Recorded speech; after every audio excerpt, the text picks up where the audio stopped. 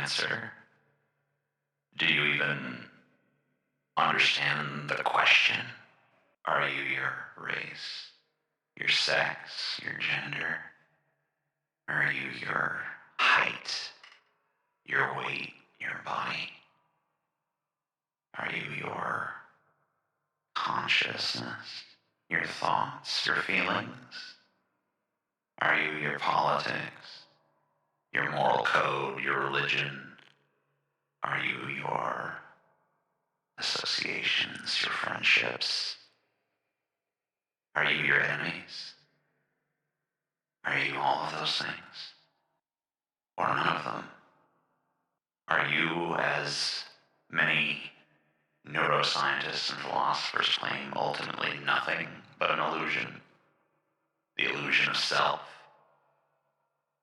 Your brain constructs a narrative, a continuity, to explain its experiences and conditions, and from this is extrapolated an identity. That is, you. Perhaps we shouldn't even refer to it as your brain, because according to this view of things, you don't have a brain. A brain has you. Personally, that's not what I believe. I view the self as being akin to the music from a violin.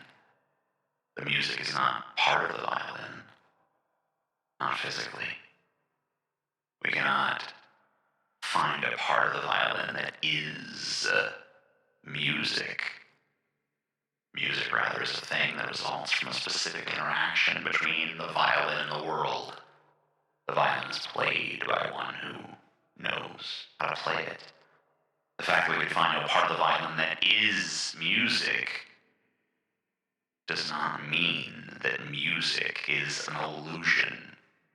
The human mind does not contain a thing called self.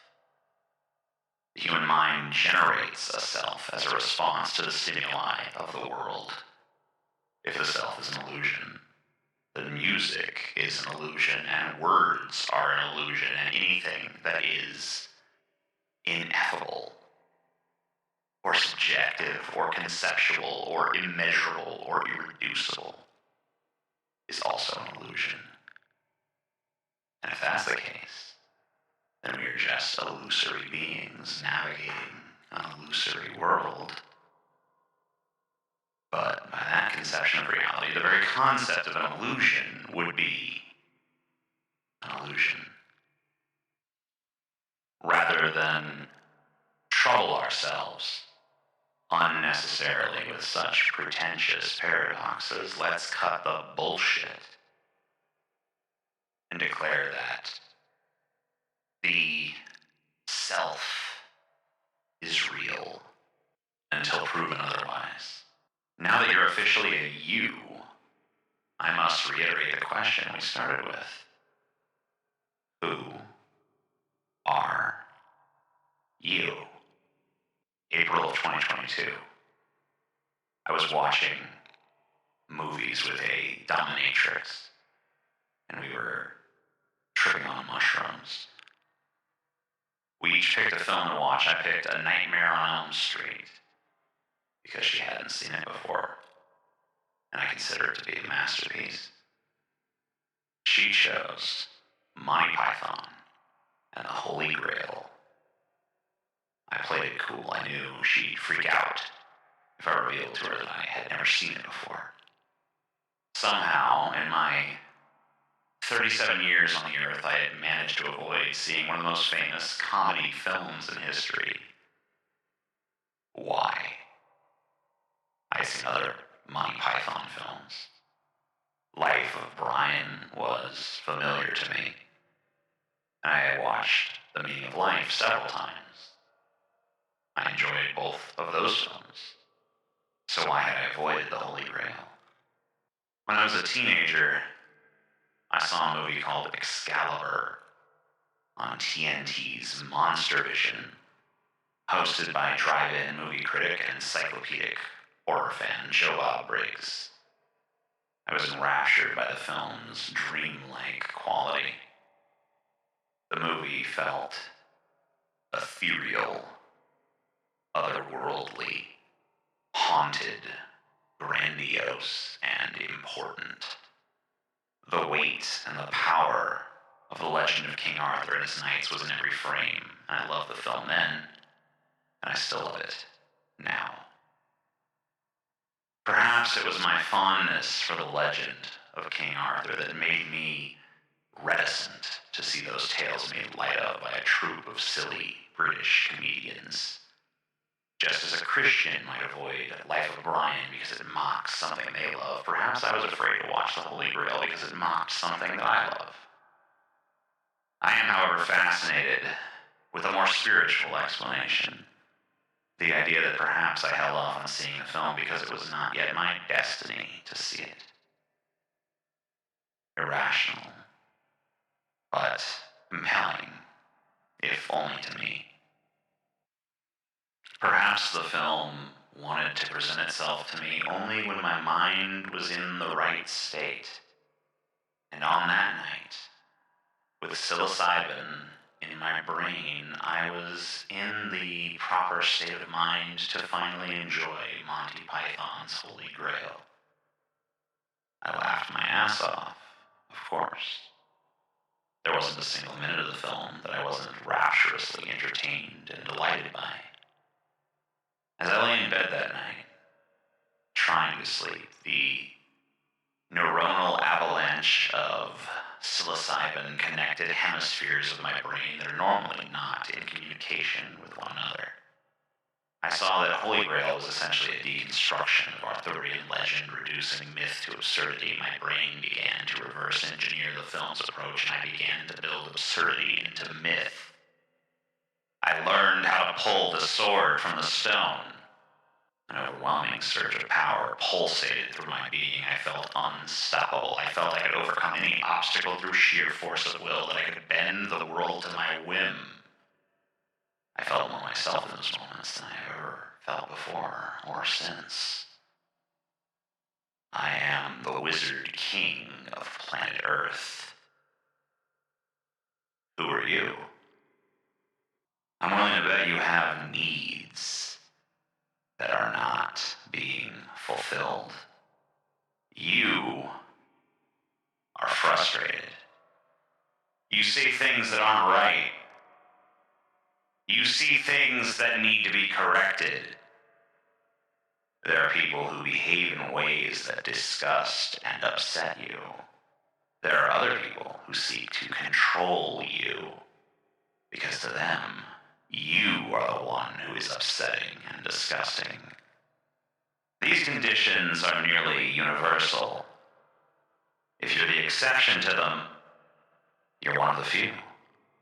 Self-help gurus, politicians, preachers, and other demagogues have come to you and preyed upon these frustrations.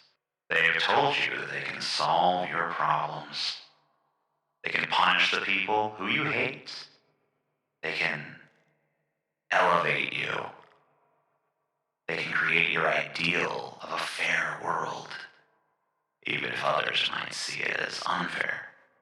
They can give you an edge over the competition. They can give you a magical lens through which to view the world more clearly than others.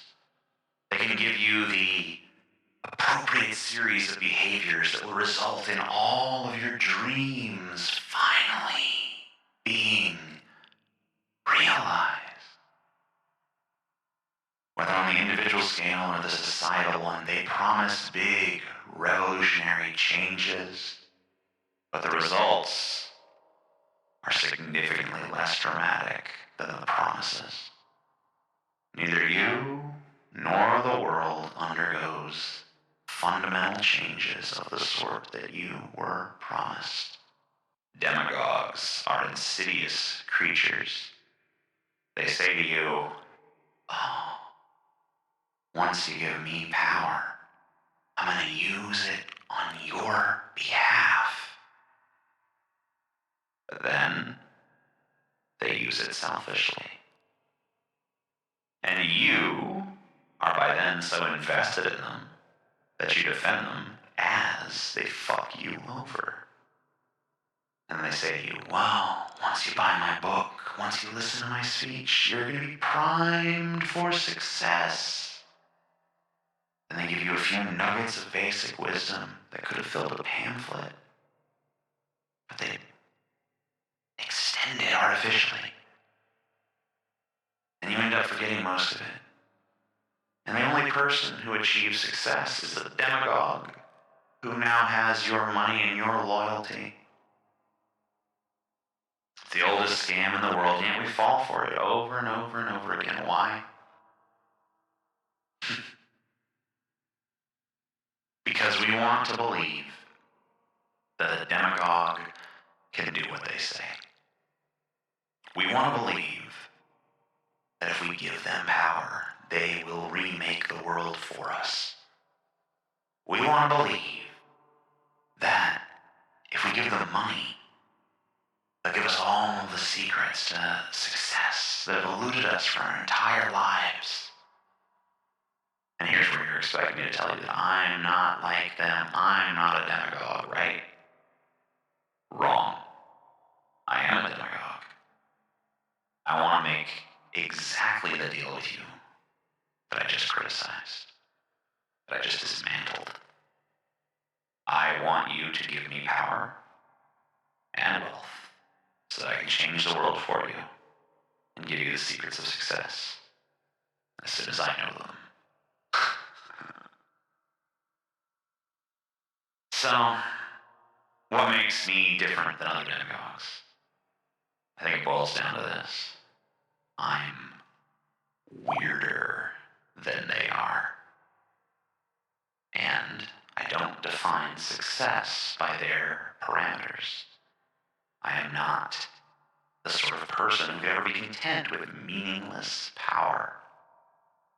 If I'm given power, I want to use it. Far too many people in power are content with fake legacies that only look good on paper and only in the context of our bullshit society. Who the hell would want to be president of the United States of America? That's like being president of the Dog Shit Eaters Club. Who the hell would want to be CEO of a Fortune 500 company? That's just an overpaid whore who doesn't even do the honest work of giving people orgasms. People want these things for money and prestige. But to me, money and prestige are chump change compared to the real prize. Being a figure of almost mythical greatness whose name rings through the annals of history, only that level of achievement is worthy of my massive ego.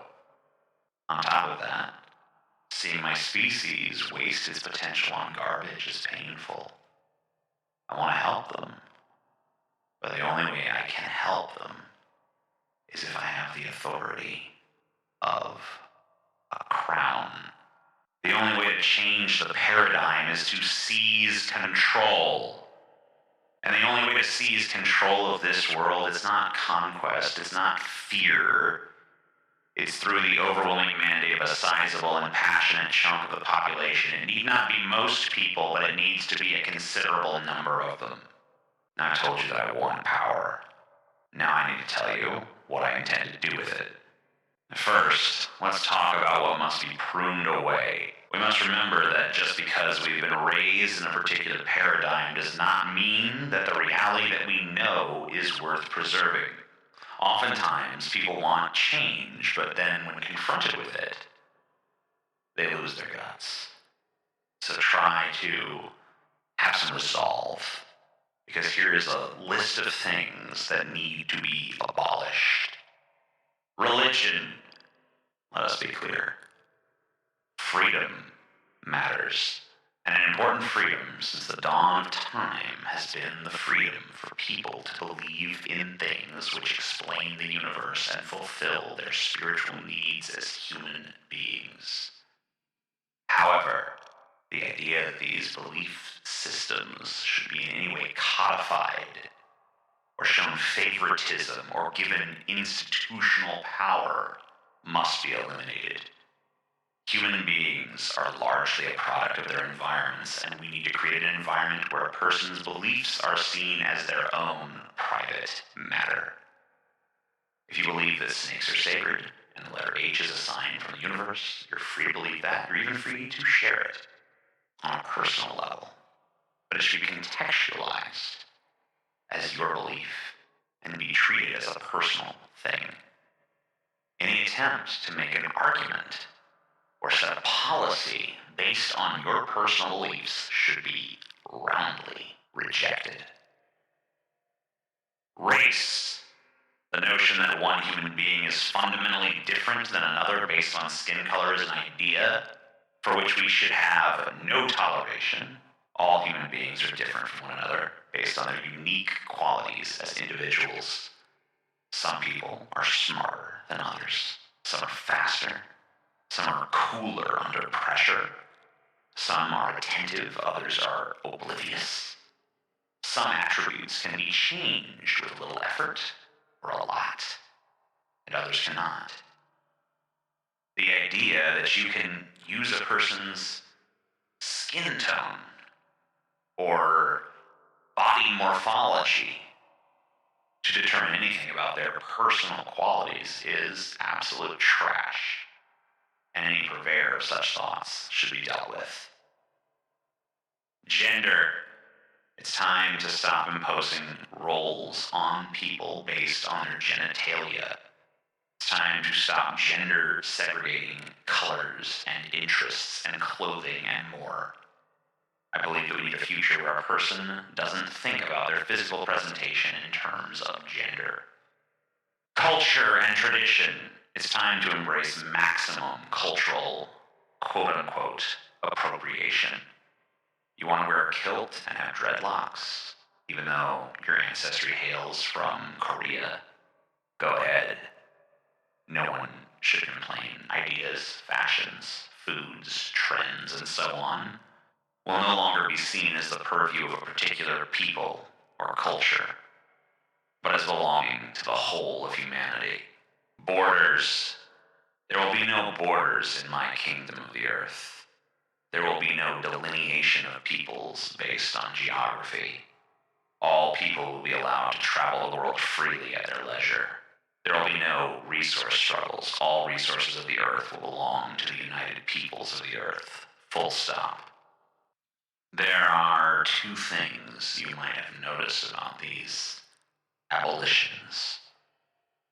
The first thing you may have noticed is that each of them are designed to destroy the artificial separations that exist between human beings. For too long, those who have sought power over us have relied on the tried and true divide and conquer strategy. It is time to remove this weapon from their arsenal. The second thing you might have noticed is that each of these ideas maximizes personal freedom. Without monolithic mega-religions, you are free to seek your own beliefs. Without race, you are free to be judged on your own merits. Without gender, you are free to choose your own interests and aesthetics without pressure to conform to the imposed ideals of a misguided society. Without culture and tradition, you are free to build your own identity. Without borders, you are free to traverse the globe with impunity and live wherever you wish. These things that I seek to abolish are not things that we should mourn the loss of. These are things that have artificially limited individual growth, and it is imperative that we identify them as the self-limiting institutions that they are and embrace a more individualistic view of the world. Collectivism has its place, but preserving the freedom of the individual must be the highest good. This is the central truth that almost all political ideologies fail to meaningfully recognize. I ask again, who are you? I have the answer. You are you.